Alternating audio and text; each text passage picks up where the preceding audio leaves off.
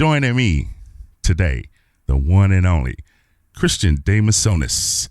Welcome to the show. I surely appreciate you coming on. For those that don't know Christian, give us a little bit of your background, where you're from, et cetera, et cetera. I'm born and bred Brooklynite, and I'm sure you know a little bit of my story if you've ever heard of the movie Saturday Night Fever, because that's the neighborhood that I grew up in, Sunset Park, Bay Ridge, where the Puerto Ricans and the Italians were fighting all the time. And I'm a New York City kid. I went to school in New York and went to art school, and my dream was to be a cartoonist, a comic book artist, and all that good stuff. But something happened, man. I went to see a Kiss concert when I was a teenager, and my whole life changed, man. So I've been playing bass ever since I was in ninth grade in high school. So it's interesting. It's been an interesting, long run, bro. I can tell you that. I hear that. So when you were in high school, did you play with any high school bands, or did you just play solo? How did all that work out for you? I've been in so many bands in my career. In high school, I was probably in about 4 or 5, maybe more. They were all kind of different. Most of them were in the rock genre. At one time, I played in a trio that emulated Emerson, Lake and Palmer. And if you're familiar with that sound, that band in the 70s, they were a progressive rock band. And keyboard player was Keith Emerson, who was absolutely on another planet, very talented, classical background. And so I've been in lots of bands in high school, but everything was very, very undisciplined. It's like you had to force yourself to learn your craft, man, and rehearse and practice. And I wasn't a reader back then, so I had to do everything the old school way, which is putting on the vinyl and hearing a couple of notes and playing 3 notes and then keep on going and playing another 3 notes and learn the music that way. When you started getting really deep into the music, let's say, and you started wanting to cut music and put out CDs, give us a time frame of when that actually took place. I returned to music in 2006. I actually left the music scene for a little while, and I went to work with my brother, who owned a record store chain in Richmond, Virginia. And so I kind of catapulted myself from living in New York City to moving south to Richmond, Virginia. And when I moved, this is around 1995, I immediately started playing music again. But I returned after a long stint with being in the record store business. I returned professionally in 2006. I made my debut at the Capitol Jazz Festival here in Washington, D.C. With my band Groove School, and we went on to put out a record out in 2010. So finally, after all of my dreams and pushing and being in so many different original startup bands, I finally got to the point where we had a record, we had a recording. And Groove School did pretty well for itself for the short-lived time that we were together. But then when they separated, I went on my own, man. And I didn't really want to make that decision, but I felt like I had to. Otherwise, what was I going to do? Just play in my living room, pick up the bass now and then. I really had all these songs in my mind and in my heart and in my soul, and I had to get them out. So I started all over, and I started reaching out to some of my favorite players in the DMV area, which is where I live. I live in Northern Virginia. It just started happening for me, man. I mean, I released the first single on my own, which was Good Old Days in 2015, and that did very well. And then 2017 was Latin Jive Redux, and that did really well for me, even though it didn't get local radio here. It did well overseas. It was #1 on the UK charts for about 11 weeks. And also it did score top 50. Well, I like to say top 50, but it was like, I think 54 on Billboard. So I was really pleased, man. I was happy that things were starting to come together. But I can tell you that and without a product, man, I mean, you're kind of paddling paddling your feet. You know what I mean? You've got to have a full length album. So it took me a while, but I started releasing a single or two every year from 2017 till finally I released a full length album. They call me Big New York in 2020, and ever since then, man, it's really been great. I mean, I've only had one album out, and I've had a lot of steam from that album. Last year, you scored big with the big hit Hispanica. You hooked up with Bob James. Tell us all about that. It's a very magical moment. I tell this to people at my live shows. It's like not, it's not every day that somebody like Bob James, that pedigree, that clout, man, that legacy, reaches out to you or to anybody and says, "Hey, I heard this song. I like it. I would love to play on it." And really, what happened was a DJ from England by the name of Mike Ricard. He was the liaison because we was just chatting, and one of my radio promoters here in America, Adam Leibovitz, he was saying, Christian, the song on your album Hispanica is just so great, man, but unfortunately it's not going to do what you wanted to do with vocals, because I have a vocal version on the album, and it's a great version. It's sung in Spanish by the incredible Deborah Galan, but he was like, Chris, you've got to make this an instrumental and figure out how you're going to do it. And I really didn't agree with him because I believed in the song so greatly. I thought it was an incredible song. But here I go. I'm getting some great advice from somebody in the business, and I certainly don't have all the answers, right? So I'm like the conversation we're having together right now. This person from the UK, Mike Ricard, I'm talking to him, and I said, you know what, man? Wouldn't it be funny, man, if we had like a big name on this song, man, playing piano like Bob James or something like that? Like, and I was just joking. And he just called Bob. He knew Bob, and he called him, and he sent him the track, and Bob got a hold of me, and it's history. Number one, bro. Number one. That's awesome. Yeah. That's awesome. Yeah.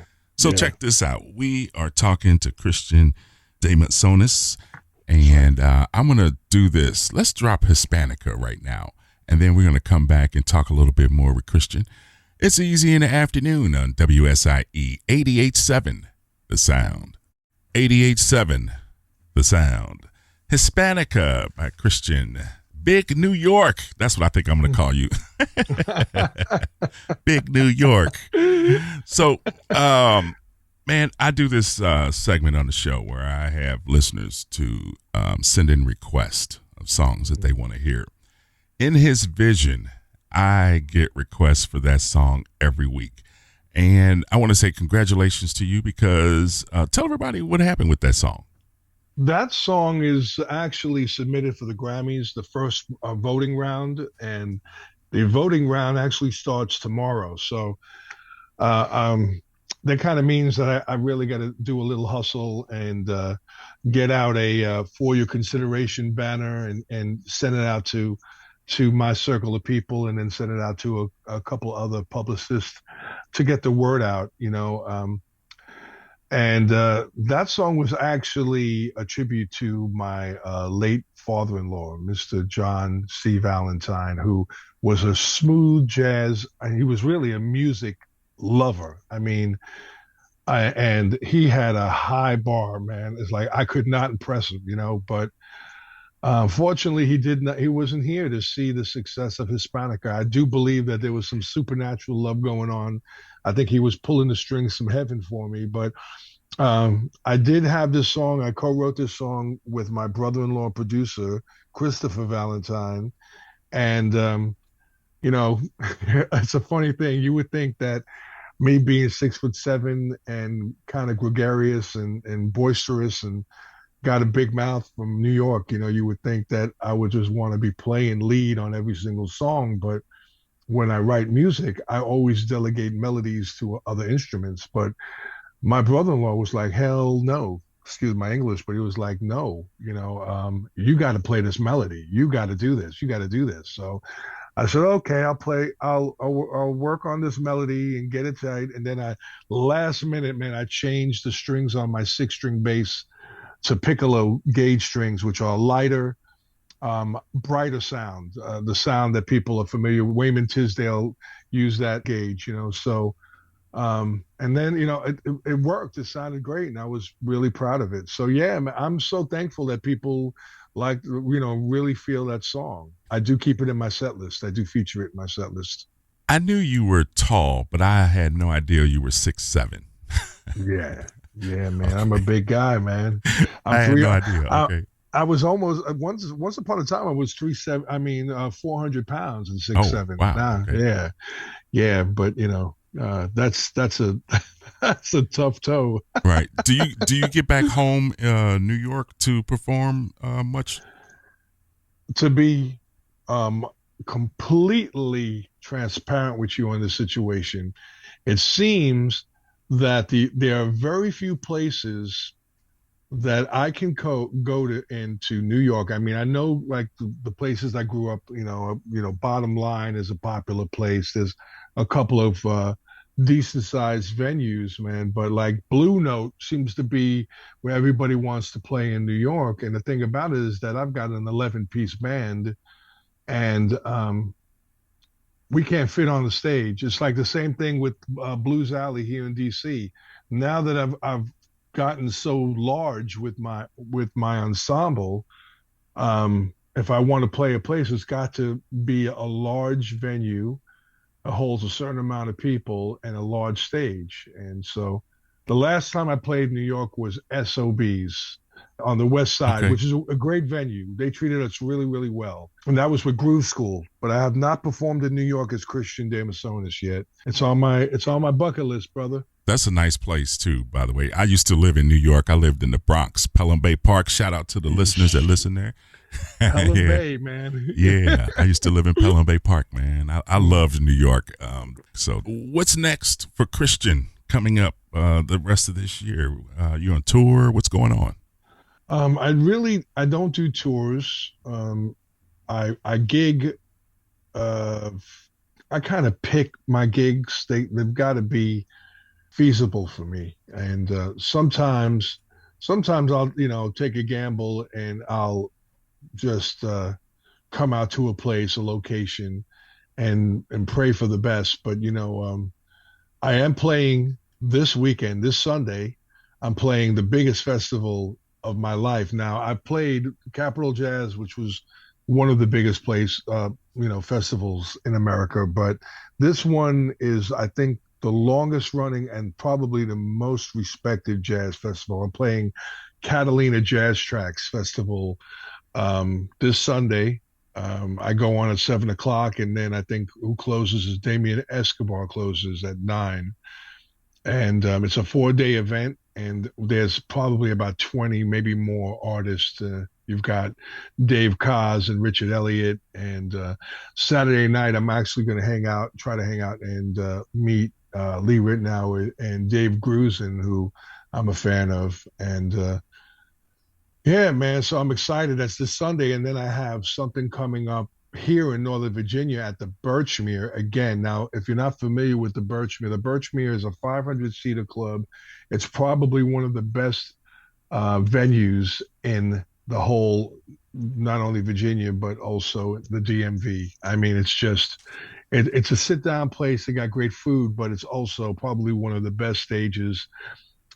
Great sound, and I also play with the screen, so I've got moving pictures behind me, and so when I play Sexy Beast on stage, I've got the whole Sexy Beast woman behind me moving. I mean, it's really a cool visual. So I'll be there in April, and then I haven't put this on my calendar. I haven't shared this yet, but I'm also playing in Hampton Jazz Legacy in November. And I'm waiting to find out if there's anything going to happen as a surprise at Seabreeze, but I'm not sure yet. It looks like Mark Carter's got a lot of stuff locked up. So, but we'll see what happens with that. But yeah, man. And I would love to come to your area, but the reality, Eric, is I don't know The venues there. I would definitely love to play the area and have you, as my host. I mean, you know, and use the radio station, use WSIE as the sponsor and promoter of the show. We just need a good location. Tell us where everybody can get your music, where they can follow Big New York. If you are a Spotify person, I can tell you right now, my numbers of Spotify, the album itself collectively has reached over 5 million from each individual song. One song, Spirit, is almost at 1 million. And, I have a lot of spins on each song from that album. You could follow me. I would greatly appreciate if you follow me on Spotify. But you can also get in touch with me. I am on all the social media platforms. I'm always on Facebook. I do have a Facebook artist page. It's Christian de Mesones, aka Big New York Artist Fan Page on Facebook. And my website is easy to remember, Big NY Bass, BIGNY Bass.com. Yeah, man. And you could reach out to me any way you can get a hold of me through my website, through Facebook. I'm very responsive, man. Christian, I appreciate your time, my man. Oh, Eric, I appreciate that very, very much. And to all your listeners out there, just thank you for keeping music alive, original music. It really warms my heart that we have an audience that's still alive and still vivacious for, the groove, the funk, the sax, the piano, the bass, the vocals, everything, and I'm a fan of it all. So thank God. Thank you so much for all your listeners. I really appreciate it. Ladies and gentlemen, that was Christian de Mesones, a.k.a. Big New York. I'm going to drop in his vision right now on you. It's easy in the afternoon on WSIE 88.7, The Sound.